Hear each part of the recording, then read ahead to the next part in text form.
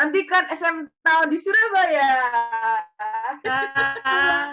Desain by kelompok 8 UPN.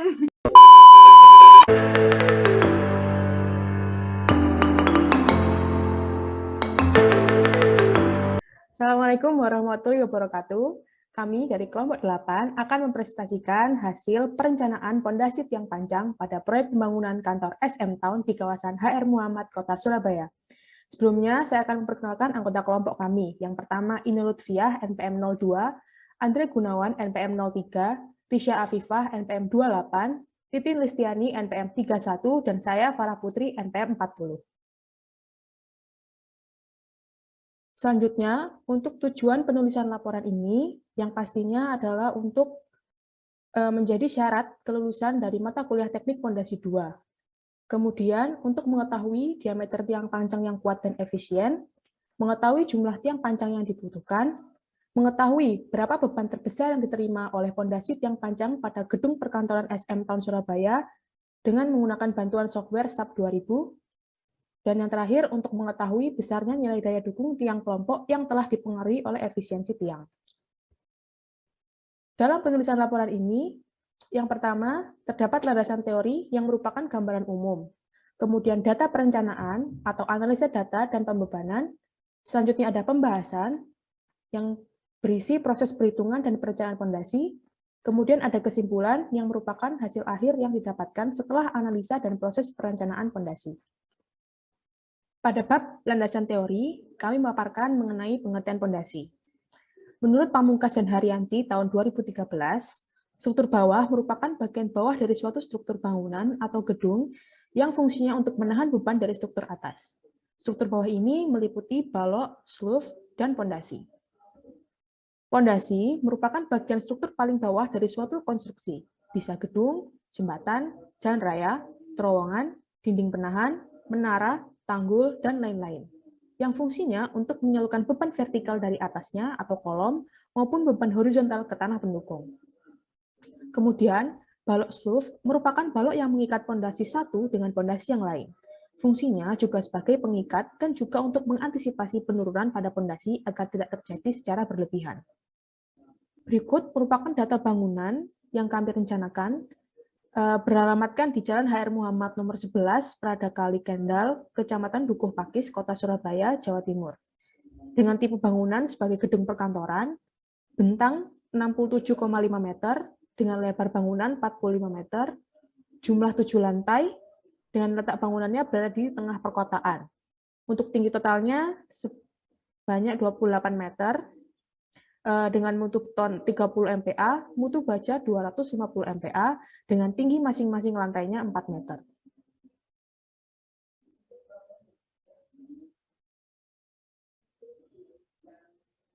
Selanjutnya, ini merupakan gambar dari tampak depan bangunan yang kami rencanakan. Kemudian, ini merupakan gambar untuk denah pada lantai 1, gambar denah pada lantai 2 sampai dengan lantai 6, dan gambar denah pada lantai 7. Selanjutnya, ini merupakan gambar potongan memanjang dan gambar potongan melintang. Ya, selanjutnya masuk pada pembebanan bangunan perkantoran. Pada perencanaan pondasi bangunan perkantoran setinggi 28 meter ini menggunakan dua macam pembebanan, yaitu pembebanan struktur dan pembebanan gempa, di mana pembebanan gempa termasuk dalam daerah gempa Surabaya. Ini untuk hasil pembebanan lantai. Beban hidup lantai 1 sampai dengan lantai 7 atau KL, dan beban mati lantai 1 sampai dengan lantai 7 atau KD. Untuk berat totalnya sendiri didapat dari penjumlahan antara beban hidup dan beban mati, yaitu 13.972 ditambah 6.190, didapat nilai sebesar 20.162 kN per meter kuadrat.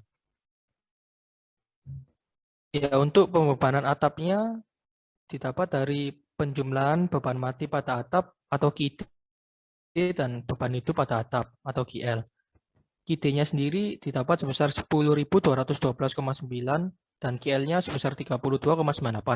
Hasil penjumlahannya sebesar 10.245,9 kN per meter kuadrat.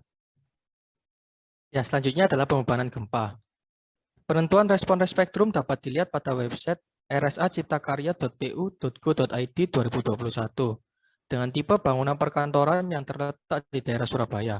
Dengan klasifikasi tanah diasumsikan sebagai tanah sedang, maka diperoleh data sebagai berikut. Ya, ini adalah peta PGA MCEG. Berdasarkan peta di atas, Surabaya itu terletak pada area berwarna krem, yang berada pada rentang 0,3 sampai 0,4. Untuk nilai PGA-nya sendiri adalah 0,316. Ya, ini adalah peta PGA MCER ESS. Dari peta di atas, Surabaya terletak pada area berwarna orange. Orange ini berada pada rentang 0,6 sampai 0,7. Untuk nilai SS-nya sendiri didapat sebesar 0,679. Lalu ini adalah peta MCER SS. Dari peta di atas, Surabaya terletak pada area berwarna krem. Untuk warna krem ini berada pada rentang 0,3 sampai 0,4. Untuk nilai S1-nya sendiri sebesar 0,304. Ya, berikut ini adalah grafik respons spektra yang didapat dari website rsa.ciptakarya.pu.go.id 2021. Ini untuk nilai T0-nya didapat sebesar 0,14 detik, untuk TS-nya sebesar 0,72 detik, untuk SDS-nya sebesar 0,57, untuk SD1-nya sebesar 0,41, untuk PGA MCEG-nya sebesar 0,3152, untuk SSMCER-nya sebesar 0,6785, untuk S1 MCER-nya sebesar 0,3037, untuk TL-nya sebesar 20 detik. Berikutnya, menentukan kategori bangunan gedung. Dari tabel di atas, gedung perkantoran berada pada kategori risiko tingkat 2.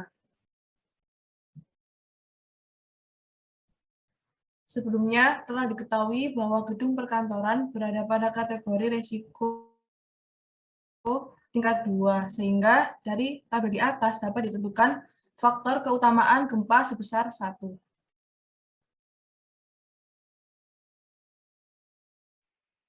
Faktor aplikasi getaran terkait percepatan pada getaran periode pendek dengan nilai SS sama dengan 0,6785, maka dapat dihitung menggunakan interpolasi dengan hasil FA senilai 1,257.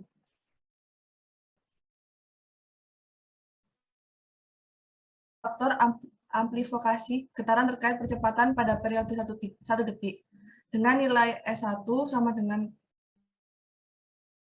0,3037, maka dapat dihitung dengan interpolasi, maka FV sama dengan 1,996.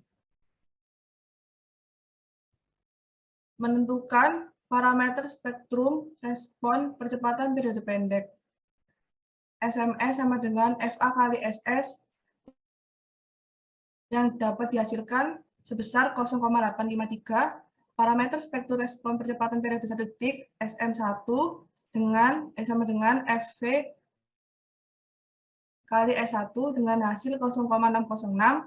Diameter spektrum respon percepatan periode pendek SDS sama dengan 2/3 kali SMS dengan hasil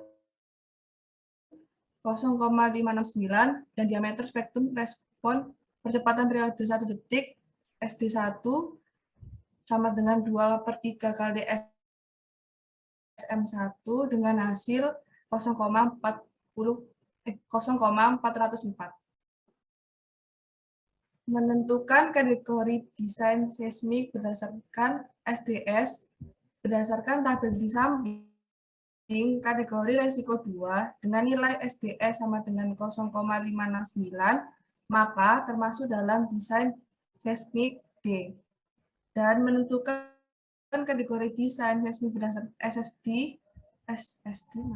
menentukan kategori desain seismik berdasarkan SDS berdasarkan tabel di samping. Kategori risiko 2 dengan nilai SD1 sama dengan 0,404, maka termasuk dalam desain seismik D. Dapat disimpulkan dari beberapa kategori di atas, maka dapat disimpulkan bahwa struktur termasuk ke dalam desain seismik D. Berikut adalah pembebanan pada aplikasi SAP 2000. Ini Di tabel di samping didapatkan nilai PU sebesar 3025,86 kN, lalu diubah menjadi ton, 302,586 ton. Nilai MX 18,362 kN, lalu diubah menjadi 1,8362 ton. Dan nilai MY sebesar 29,532 kN dan diubah menjadi 2,9532 ton. Berikut adalah gambar perencanaan 3 dimensi menggunakan aplikasi SAP 2000 yang merupakan bangunan dengan 7 lantai. Berikut merupakan gambar output SAP momen 22 diagram pada aplikasi SAP 2000.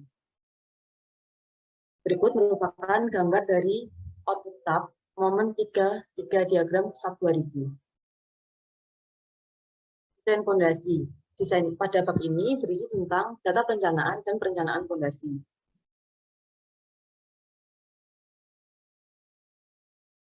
Berikut adalah gambar denah rencana fondasi yang menggunakan tiang panjang. Alasan kelompok kami memilih fondasi dalam yaitu pembangunan gedung kantor SM Town Surabaya dianggap efisien dan cocok apabila pembangunan ini menggunakan fondasi tiang panjang. Hal ini meninjau dari data tanah yang kami dapat.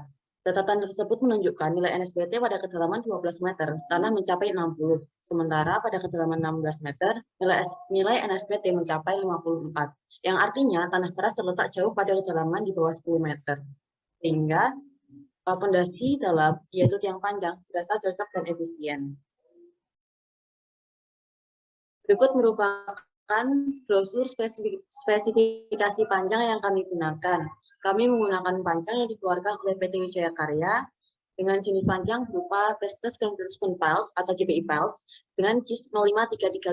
Kami menggunakan diameter 0,6 meter dengan nilai PU 3025,86 kN, MX 8,362 kN, MY 29,532 kN, nilai FY 250 MPa dan nilai FJ 30 MPa. Berikutnya adalah perencanaan fondasi dengan data NSBT yang kami lampirkan pada slide. Data NSBT ini merupakan data NSBT dengan kedalaman 25 meter, yang setiap datanya dihitung pada kedalaman 2 meter hingga mencapai kedalaman 25 meter. Kemudian untuk selanjutnya, dalam merencanakan sebuah fondasi, kita harus merencanakan perhitungan daya dukung tanah untuk tiang fondasi. Di sini kita menggunakan daya dukung fondasi berdasarkan nilai NSBT dengan metode WIKA. Dengan rumus Q ultimate sama dengan 40 kali N dikali AP ditambah AS kali NAV per 5, di mana N merupakan harga SPT di dasar fondasi, kemudian AP merupakan luas area di ujung tiang, dengan AS luas limut tiang, dan NAV sendiri merupakan harga N rata-rata di sepanjang tiang terbenam. Kemudian untuk perhitungan daya dukung tanah setiap 2 meter, kita coba pada tabel sebelah kanan, dan tadi direncanakan kedalaman fondasi 12 meter, kemudian direncanakan juga fondasi tiang panjang dengan diameter 0,6. Sehingga didapatkan hasil AP 0,28 meter persegi, hasil AS 22,63 meter persegi, dan NAV didapatkan 26,67. Untuk mencari daya dukung ujung tiang atau QP, menggunakan rumus AP kali NP kali 40, didapatkan hasil 678,86. Untuk mencari daya dukung selimut tiang atau QS, didapatkan 120,69. Sehingga QU, QP ditambah QS. Hasilnya 799,54 ton per meter persegi. Di sini kita menggunakan SF-nya 3, sehingga untuk Ki izinnya QU per SF. Didapatkan hasil 266,51 ton per meter persegi. Untuk perencanaan fondasinya, jenis fondasi yang direncanakan untuk pembangunan kantor SM Town adalah fondasi tiang panjang. Perhitungan perencanaan fondasi dilakukan sebagai berikut. Di sini kita merencanakan jumlah tiang panjangnya dengan rumus NN sama dengan P per Ki izin. P tadi didapatkan dari hasil output SAP, yaitu 302,586 ton per izinnya tadi 266,51 sehingga didapatkan 1,1 dan kita balta menjadi 2 tiang. Untuk jarak antar tiangnya sendiri kita menggunakan yang HYUD sehingga diambil S-nya yaitu 2 kali diameter yaitu 1,2 meter. Untuk susunan tiangnya sendiri yaitu seperti gambar terlihat 2,8 kali 1,6 untuk pile cap-nya, kemudian jarak tiang ke tepi yaitu 0,8 dan jarak satu tiang ke tiang lainnya yaitu 1,2. Di sini terlihat 2 buah tiang, kemudian jumlah M-nya yaitu 1 buah dan jumlah N-nya itu 2 buah dengan jarak 1,2 dan diameter tiang 0,6.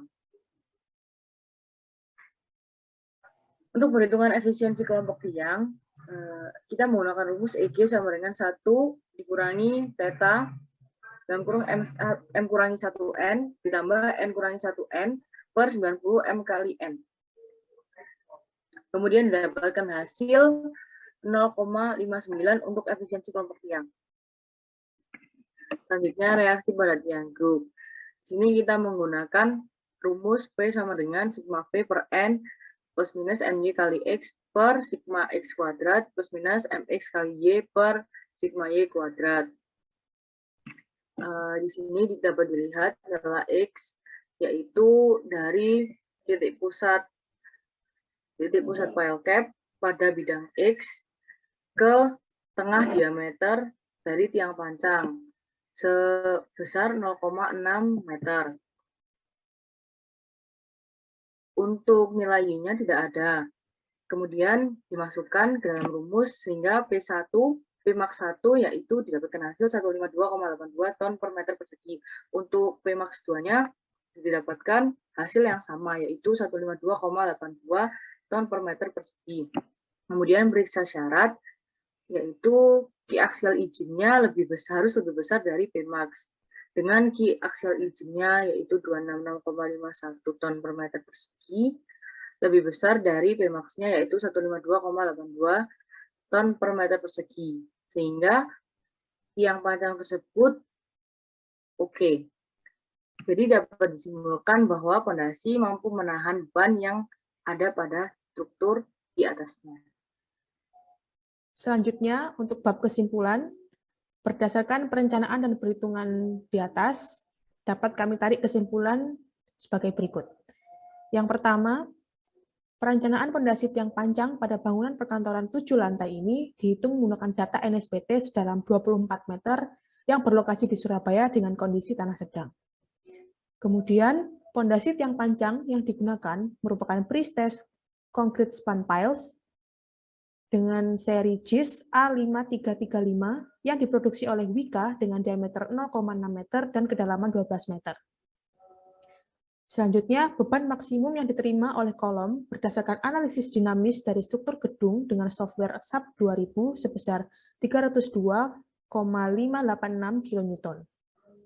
Kemudian, berdasarkan perencanaan dan perhitungan di atas, dapat kami tarik kesimpulan yaitu kapasitas kelompok tiang akibat pembebanan yang didapat dari hasil perhitungan pada tanah sedang untuk diameter tiang 0,6 meter sebesar 314,665 kN.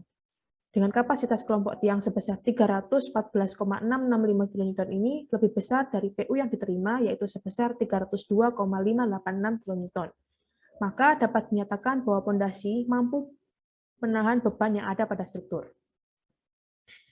Kesimpulan terakhir yaitu beban maksimum atau Pmax yang didapatkan sebesar 152,82 kN pada kedua tiang pancang. Dari hal tersebut dapat ditarik kesimpulan bahwa kedua tiang pancang memiliki bidang kritis yang sama, sehingga kekuatan aksial izin bahan pondasi tiang lebih besar dari Pmax yang diterima oleh pondasi tiang, yaitu 266,51 kN lebih besar dari 152,82 kN. Maka dapat dinyatakan bahwa pondasi mampu menahan beban yang ada pada struktur.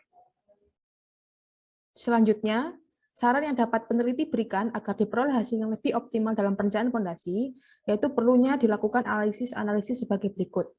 Yang pertama, untuk menganalisis fondasi dalam, sebaiknya menggunakan data uji tanah NSPT karena bisa mengetahui jenis tanah pada tiap lapisan pengeboran tanpa bor tangan atau handbor. Kemudian yang kedua, membandingkan hasil analisis fondasi secara numerik lainnya, seperti OpenSys dan Floridapir. Baik, begitu saja presentasi kami saat ini. Izinkan saya menutup presentasi ini dengan pantun kutipan dari anggota kelompok kami. Padi habis tinggal jerami, dimakan dulu hingga bersih. Sampai di sini presentasi kami. Cukup sekian, terima kasih. Assalamualaikum warahmatullahi wabarakatuh.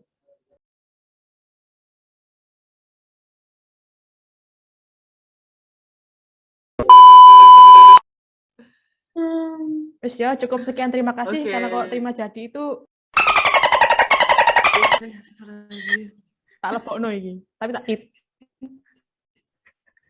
Iya, lu bono kalau terima jadi Putih-putih.